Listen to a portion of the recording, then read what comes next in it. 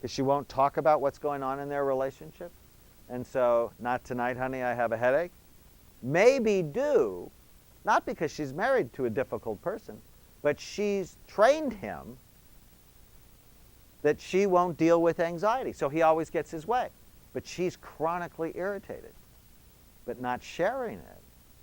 And so, can you see how, in a sense, her anxiety trains him to be more difficult than he needs to be, because she's never said anything like, don't talk to me like that, or I don't like it when you do that.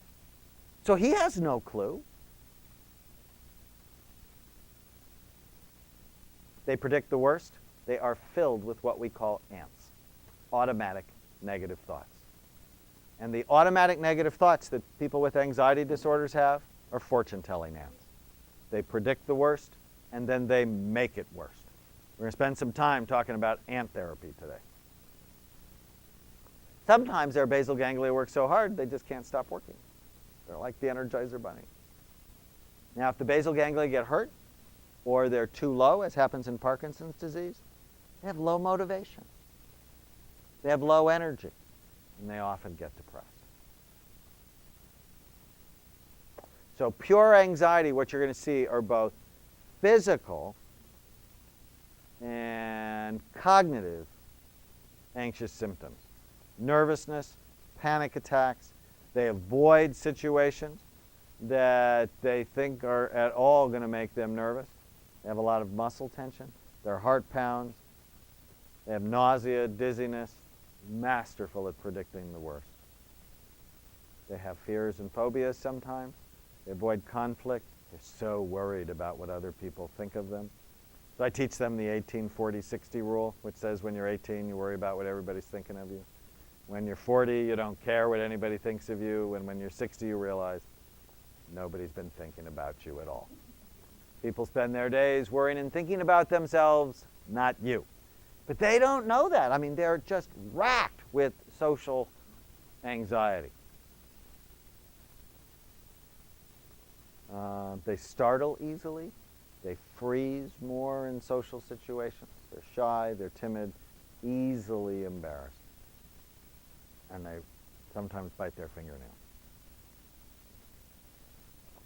A whole bunch of DSM-4 diagnoses that would go with this type, but mostly generalized anxiety disorders, somatoform disorders, phobias, and often panic attacks. So how you treat this? This is actually my least favorite type to give medication to. You can do very cool things with this type. Cognitive behavioral therapy, we call it ant therapy. Teach them about their thoughts. They don't have to believe every thought that goes through their mind. Meditation, hypnosis, relaxation, biofeedback, all are self-regulation techniques. I have to tell you, I was here for my 25th anniversary. And one of my friends, when I was here, oh, you do hypnosis? Like it was of the devil. You know, aren't you opening somebody's mind to the devil? And I got incensed. I said, I don't do that to people. I said, you think God is going to use me to open up some? And I just think it's a silly argument, to tell you the truth. Hypnosis has been part of medicine for a very long time. Very powerful. And if you use it in the right context, you can help somebody really get in touch with themselves. And you can get access to memory that you couldn't get access to otherwise. So in the right situation, I mean, if you're going out to a specific church and you think this is going to be helpful, my advice, call it guided imagery. Because it's basically the same thing, except you're using some techniques to help people heal. But it's basically guided imagery. Do you know we all get into hypnotic states all the time? How we tell if somebody's in a hypnotic state is, one, if they can sit still for a long time. Two, does time get distorted? Think about the last time you were in a great movie. Well, that great movie may have taken 2 or 3 hours on the screen. In your mind, because you really got into it, it seemed like it went by in 20 minutes. Or I don't know if you've ever driven for a long ways, but there's this thing called highway hypnosis, where you like drive through a city, but you don't remember the city. It's like it's 3 hours later, what happened to the time? And obviously, because you're not dead, you were awake. So, biofeedback is one of the coolest treatments. I don't know if you get any training in it, but it is so wonderful. What you do in biofeedback is you hook somebody's body up to computers, and you measure their hand temperature, their heart rate, their muscle tension, how they breathe, even how much their hands sweat, and brainwave activity. And you can see it on a screen. Moment by moment, you can see what's going on in their bodies. And then biofeedback means you're getting feedback on your body moment by moment. And if I give you feedback on your hand temperature, you can teach yourself how to change it. Typically, people with anxiety disorders, they have cold hands. You know you can actually teach somebody to warm their own hands with their brain. How cool is that? And little kids are very good at it, because little kids don't have the idea that it's hard to do. They don't have the idea that they can't do it. So it's like a computer game for them. Warm your hands. How do I do that? Why don't you just try and see if you can do it? And so, you know, they get these cool images in their head, like, I think I'll get more blood flow to my hand. And they'll make it happen. It's very cool. Now, for adults, you have to give them structured exercises to do, which is, I mean, what do you think we would do to help you warm your hands, besides put your hands under hot water?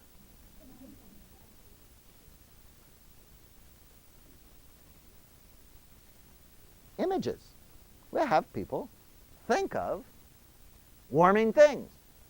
Like, what would be images that you think would help you warm your hands?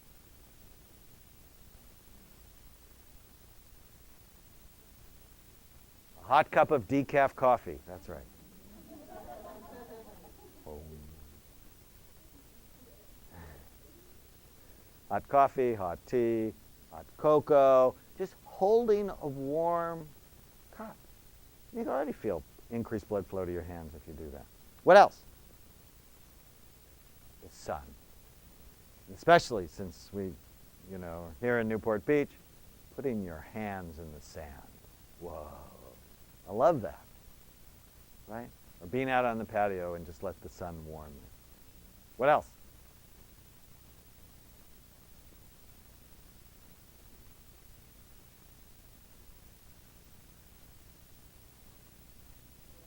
Putting gloves on. That'll work. Thinking about, no, because you're doing this just with your brain. So thinking of it, putting your hands in front of a fire. You bet. Or crawling under the covers. A warm bed. Or holding a puppy. Or your cat. Or the hand of somebody that you love who has warm hands. Right? Or holding the body of somebody you love who has a warm back. I mean, you just work with it. And then what you do is you write down these images. And then, now this is why their hand is hooked up to the computer, and you can see moment by moment what's going on with their hand temperature. And then you can go, I don't want you to try to warm your hands. Don't try. Because if you try, they'll get cold. Because it's stressful to try, right? What I want you to do is notice what happens to your hand when you start thinking about these different things. And, you know, maybe the sun doesn't do anything for you. But your puppy dramatically warms you. And so now you're going to be thinking about your puppy when you get upset. And it's a practice thing. We actually send people home with temperature dots. Because you've seen mood rings? They change with the temperature of your hand. And so you can see if somebody's stressed or somebody's relaxed. And it's basically that same simple principle. Biofeedback's a wonderful treatment. You get the opportunity to learn it. The technology is so much better than it was 25 years ago. I mean, you can actually learn to play video games with your brain. That's pretty exciting. Now, from a medicine standpoint, And I think medicine is not the primary treatment for this type. I'd much rather have you meditating and doing biofeedback and getting rid of the bad thoughts in your head than putting you on medicine. Now we use medicines called benzos, benzodiazepines, things like Ativan or Xanax or Librium or Valium. Now they're good short term if you're withdrawing for alcohol. They're good short term for panic disorders, but they're not good long-term medicines, and they make your brain look toxic over time. Medicine called Buspar. We often use antidepressants. They seem to help with anxiety. And anti-seizure medicines seem to help with anxiety. And a supplement called kava kava, or another one called valerian root, seem to help with anxiety. Kava kava, though, works like Valium. And over time, your brain doesn't look that pretty anymore. So think of it as a short-term solution. This type of psychotherapy is really helpful. But it's not the kind of psychotherapy where tell me about your childhood, because that just revs them up. Now, you have to deal and understand childhood, but you have to have a mechanism to process the anxiety. So I think with these types, give them skills to deal with it. Because sometimes, if you don't with a panic disorder, they don't go to work. They don't drive. And they may kill themselves. A lot of people don't get that. But anxiety disorders are associated with an increased risk for suicide. Type 2, what we see is too much activity in the deep limbic structures of the brain. In the thalamus, in the medial temporal lobes, in the underside of the prefrontal cortex, sometimes the cingulate gyrus. But in this type where it's pure depression, we see their limbic system just fired up. Now, the limbic part of the brain integrates and gates sensory information, so it allows you to get information in. When it is on fire, which means you're getting too much information in, you are really distracted. People with chronic pain get too much information, and that part of their brain is fired up, which is why they are at risk for depression. Sets their emotional tone, how happy or sad you are. It's involved in bonding. Stores highly charged emotional memories. It's involved with your sense of smell and your interest in sex. So when there are problems in this part of the brain, when it's fired up, people are sad, they're moody, they're negative, they have low motivation. They may be more socially isolated, very common in depression, and they have less libido. So if the limbic area is too low, they may have decreased reactiveness. Too high, depression. They may have cyclic mood changes if they have focal hotspots there. We'll talk about that with one of the later types. They're more risk for pain and sensory overload. The world just comes at them way too fast. So the symptoms, you'll notice these as primary depression symptoms. They're sad. They have little interest in their life. They're irritable. They cry. Now, teenagers might not cry, but they're irritable. They often have guilt and hopelessness, pessimism. They have sleep changes. And in this type, they have trouble. They don't have trouble going to sleep. What they have trouble with is they go to sleep just fine, but they wake up in the middle of the night and they can't get back to sleep. So that's what we think of with sort of classic or primary depression. They have sleep, they have appetite and weight changes. Typically, they're not hungry anymore. And so they may drop a lot of weight. There's an atypical type of depression where they eat a lot and put on weight. They have less energy. They feel fatigued, slowed down. They think of death. They can't concentrate. Now, this isn't like ADD. ADD is you're born with that cluster of ADD symptoms that you have over a long period of time. Short attention span, distractibility, restlessness, impulse control, disorganization. And it follows you. With depression, you might have all of those things, but it goes with the onset of depression. Sensitivity to pain, they're negative. They have low self-esteem. It's like no matter what it is you say to them, they will twist it and take it in a negative way. You look beautiful today. What, I didn't look beautiful yesterday? I'm going to miss you on my trip. You didn't miss me last time? No, I didn't. You see how hard it is to be in a relationship with somebody who has depression. Very hard. And they just don't have joy.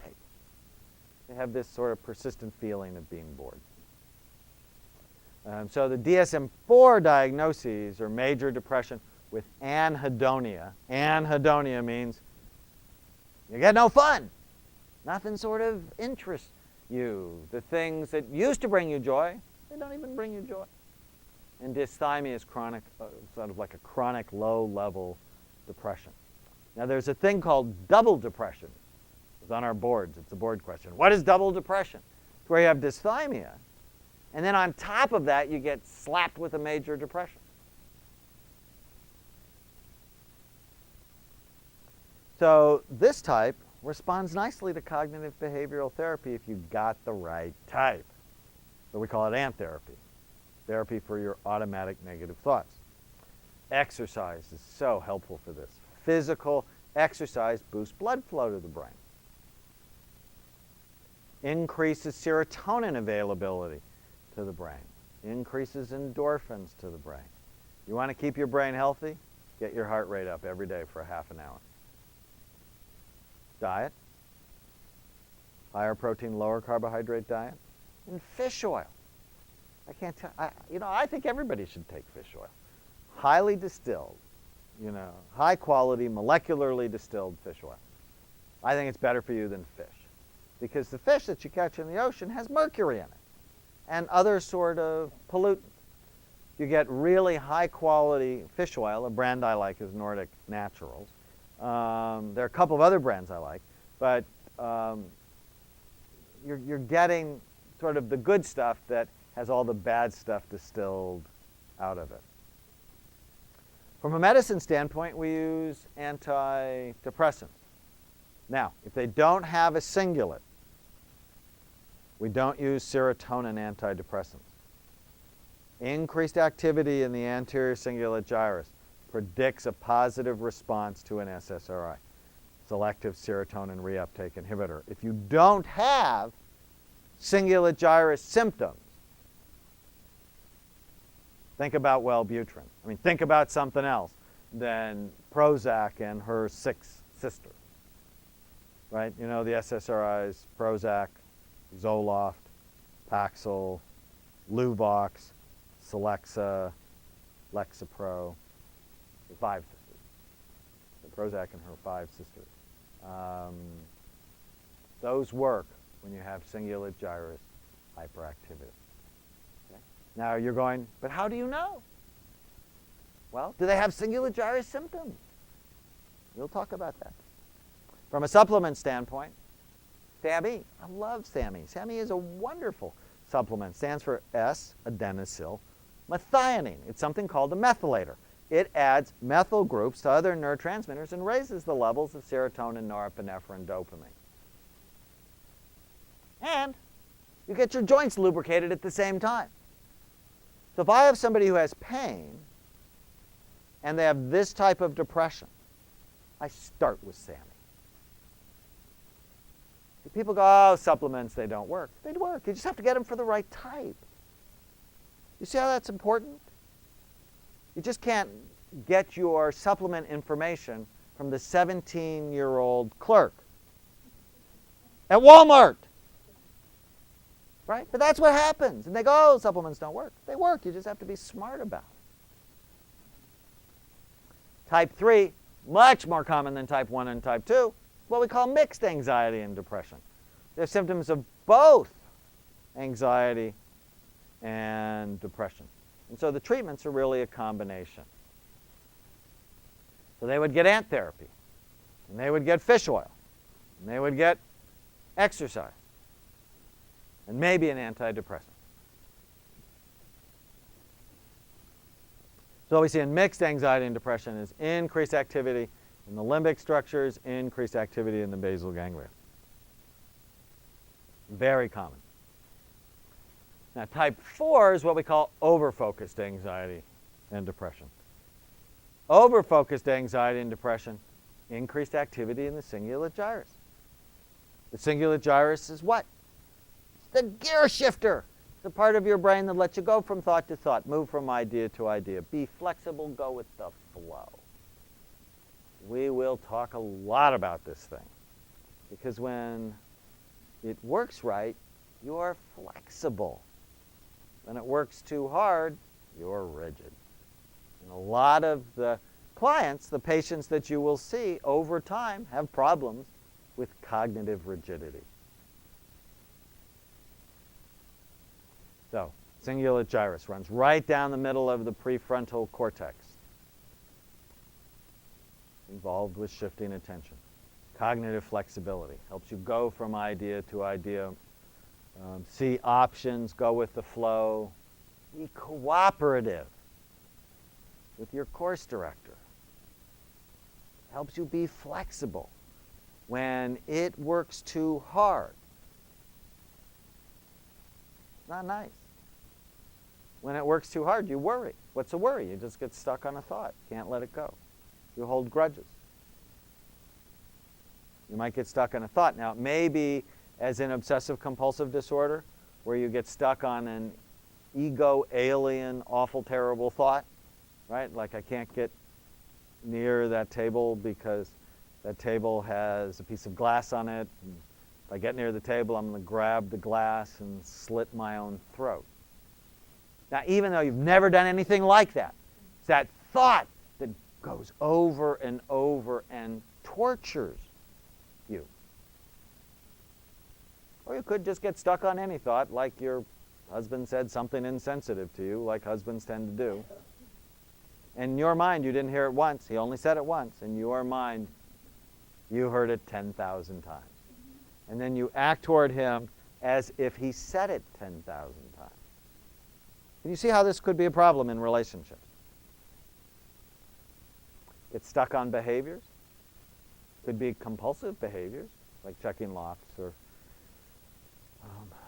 washing your hands or not stepping on cracks. I mean, if you haven't seen the movie As Good as It Gets, you should. It's a great cingulate gyrus movie. I mean, it's really a great OCD movie. You remember the dog who would step over the cracks. There are animals who have OCD. I mean, they actually have doggy Prozac.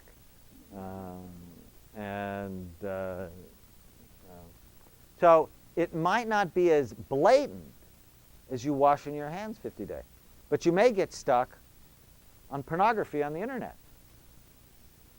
Or you may get stuck on gambling.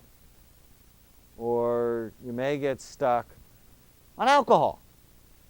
Or you may get stuck on eating. I mean, you could get stuck on lots of different things depending on your environment. And it's interesting, you know what happens in compulsive gambling? Is people get stuck on their first big win. That's the mechanism. You know, pray to God if you go to Las Vegas and you gamble that you lose.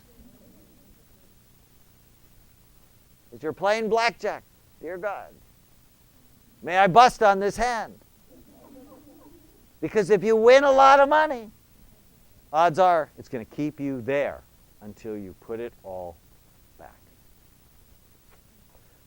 They also tend to be oppositional and argumentative. This is the thing that makes people crazy. No matter what it is you say, they argue with you.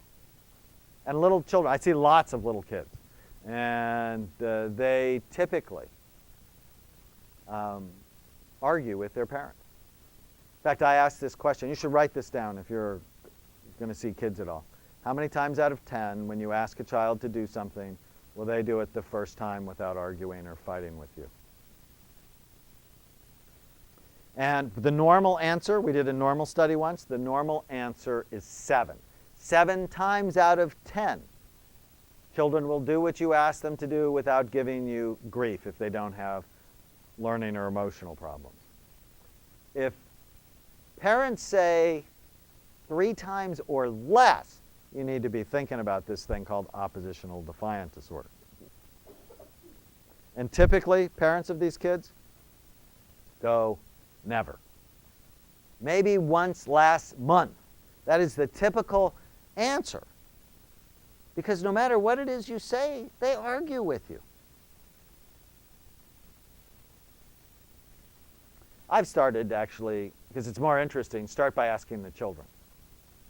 I'm really curious about something. And they'll look at me with their big eyes and they'll go, what's that? How many times out of 10, when your mom asks you to do something, will you do it the first time without giving her a problem? Not very often. And I'll say, why is that? And they'll say, what do you mean? And I'll say, well, do you sort of wake up and plan to be a pain in the neck? No. Do you like it when your mother yells at you? No. Do you like it when your mother hits you? No. Do you like it when you make her cry? No. Then why do you do it? And you know what they say? 100% of the time. Why do you do it? I don't know. Come on, you got to know. You're doing it. I don't know. And the fact is they don't know. They have no clue. Because it is not, write this down, it is not will-driven behavior. It's brain-driven behavior. I had 2 cases last year. Such interesting cases. These were little boys, 8 years old, from different families, where their parents took them to Disneyland as a surprise on their birthday. And both children had 3-hour tantrum in the Disneyland parking lot. And the second time I'm hearing this story, I'm just like, whoa, a little deja vu here. And I looked at the boy and I said, what was that about? I don't know, Dr. Amen. I said, don't you like Disneyland? No, I like Disneyland, he said. I said, it's okay not to like Disneyland. I said, you know, it's expensive, there are long lines, there's lots of people. And he looked at me like, oh, poor Dr. Amen. He just doesn't get it. I like Disneyland. Then why did you have these tantrums? I don't know. And you know why? He was surprised on his birthday. He had the expectation things would be one way. And when they didn't go his way, not even though he wanted it, didn't go the way he expected it to go, he couldn't stand it. And he blew. And that's what happened.